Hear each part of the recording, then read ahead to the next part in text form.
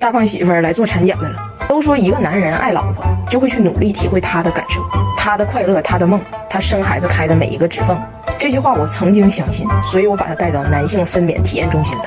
阵痛有10级，咱也不知道她能挺到几级，反正她就是抱着我不会，可以陪你玩玩的心态来了。你觉得你能到几级？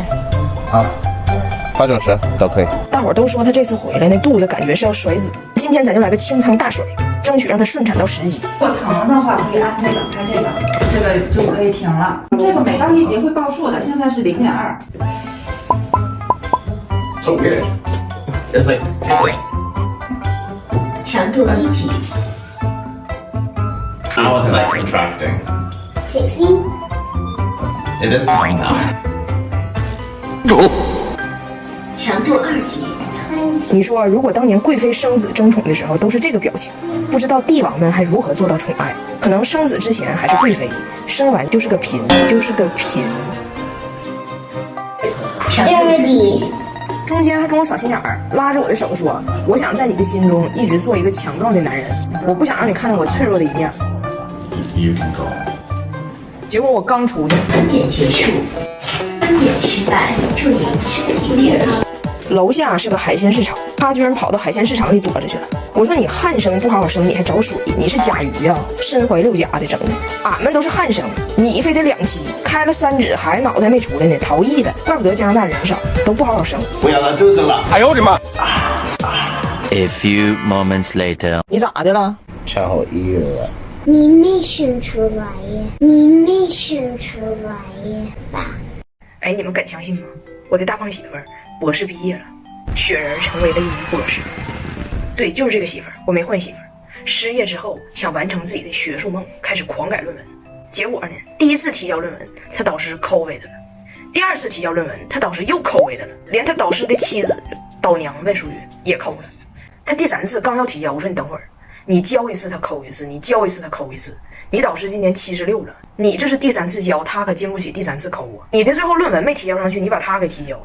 我说要不然你让你老师打个疫苗吧，他这疫苗不满第3针，你这答辩都难过60分呢。然后他跟他导师联系，他导师说，我确实最近又非常不舒服，而且我现在面临着一些就是家庭婚姻的一些困境吧，我确实是很焦虑。我说他是不是又得了？你导师不是叫 David 的吗？就直接改名叫 COVID 得了，正好这媳妇要跟他闹离婚，就 COVID 的浩克，新冠绿巨人。反正不管咋地吧，就最后他是过了。但是我想说什么呢？就是真是不要盲目崇拜学历，一个人的智商其实他证明不了什么。娶了潘金莲的武大郎，想滑雪依然找不着腿；拿了博士的大学人上厕所依然找不着北。比如我老公前天跟我妈视频电话，给我急坏了。我妈跟他视频嘛，我妈说我看你今天外边天挺好，你带孩子出去玩玩去。我老公想回答呢，我要防晒，但是他的汉语不好，我也不知道咋寻思的，他就把防晒说成了防带。然后他告诉我妈，不可以，我要防带，我们都要防带。我妈说你防不防带的也不当你出门啊，你咋的？你防带叠加了，你怕逮捕啊？你家是老赖呀？我老公也没听明白我妈说啥，问我妈，难道你不防带吗？你不防带吗？我妈说你们加拿大可能防带，我们铁岭不防带。铁岭呢人反正是比较要强，再说也便宜，不治。我老公说贵要防带，便宜更要防带，加拿大要防带，铁岭也要防带，我们都要防带。我的姥姥，我的妈妈，我的女儿都要防带。我妈说你姥心挺大呀，你姥多大岁了？好着一直叫姥姥啊。我老公说买姥姥也是83。我妈说那老太太那么大岁数了，这要在中国，你妈咱讲话当姑娘的，不得帮一把吗？我老公非常认真呢。我姥姥的房贷是我姥姥的房贷，我妈妈的房贷是我妈妈的房贷。我姥姥不能帮我妈妈房贷，我妈妈不能替我姥姥房贷。我妈说啊，我听明白了，这是我老了，我要是有房贷也别指你呗。哎呀妈，别唠了，心拔凉。哎呀，给我老公也急够呛。哎呀，凉也要房贷，热也要房贷。哎呀，外国老人到底咋养老呢？跟你们举个我家的例子吧。我的公公婆婆要卖房子了，买主是我的2个小姑子，我 HR 这个房子本来的法定继承人，所以我就有个疑问，我俩小姑子为啥要买呢？那将来正常不也得给你们吗？但其实不然，有很多外国老人是不留房产给儿女，情感上我儿女我心疼，遗产上非必要不继承。比如说老两口这套房子值200万，现在老头老太太退休了，想疯狂享受生活，但是往往情况是心是准备造反，造反的钱忘攒了，所以他们就会把自己房子提前卖。比如说这房子不估价200万吗？我卖给中介150，我先花着，等我走那天你们再来收房子。然后这中间这50万的差价呢，就暂且按照我还能活10年来估算，没活够呢你退，活多了呢我补。阳寿和预寿此消彼长。我有时候就想哈，难怪我公公婆婆不养生。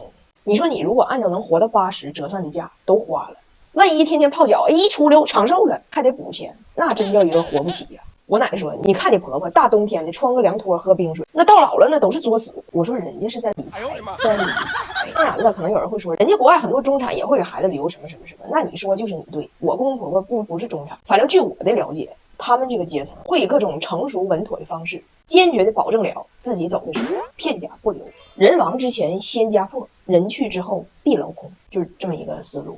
我大胖媳妇也是受这个观点影响很深远，所以她就不会说想培养孩子咋地，然后牺牲自己太多，给孩子上兴趣班尽可便宜的报，比如蹦蹦床。孩子喜欢滑冰，他说滑冰还得买刀。孩子想学骑马，他说骑马还得租马。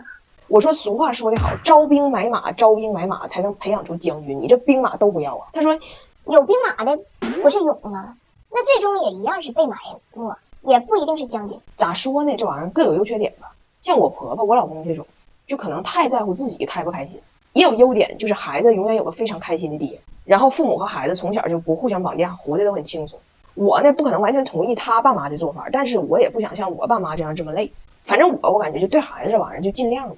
你租马租不起可以租个驴，骑驴找马呗，人不都那么过吗？也不用因为要给孩子多少太为难自己。比如我每2周必须出去一次，给自己买好看的衣服，买贵的，但是给孩子买衣服我净买便宜的。谁让他约好看，谁让他约好看了。然后呢，每周必须出去喝顿酒，回家就逼加拿大技师给我做 SPA， 用这个法国让提斯面膜，让他救救我的熬夜暗黄脸。这芋泥质地特别舒服，享受一下。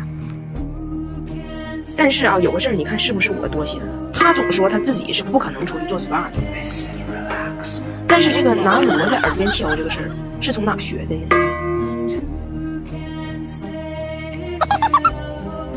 妈，我爸。哎呦我的妈！妈被封口了，你等我15分钟之后揭下我伪善的芋泥面孔啊！妈脸咋样？哎呀妈呀，真亮啊！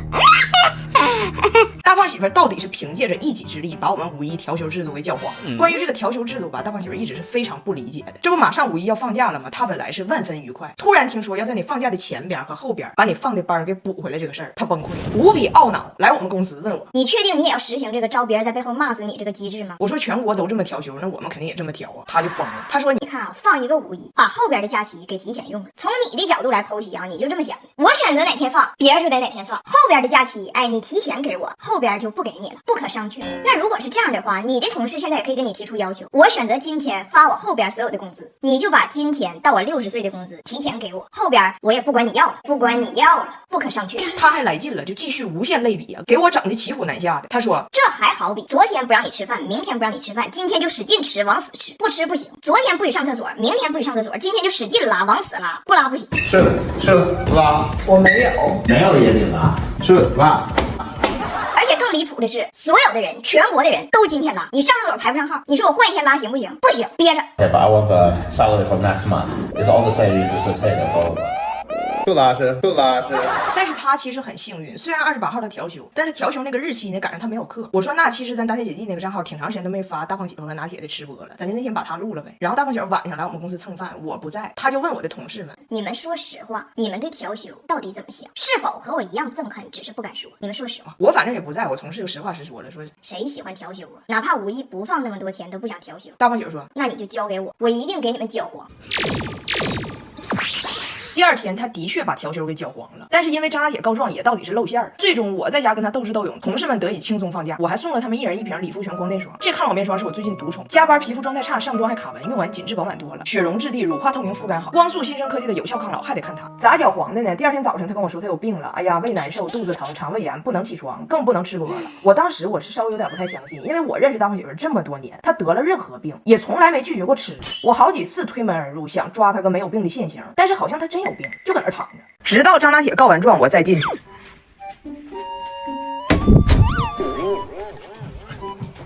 I feel a little better, but not great. 什么声？哦，我的肚子不舒服。哎，你嘎叽窝冒气了，这面。我不知道，我问拿铁，他玩了。我也不知道，什么人在冒气呀？怎么个事儿？俺爸爸的风琴上火了。是吗？那你有没有把火给灭呢？火可香了，发了个香火。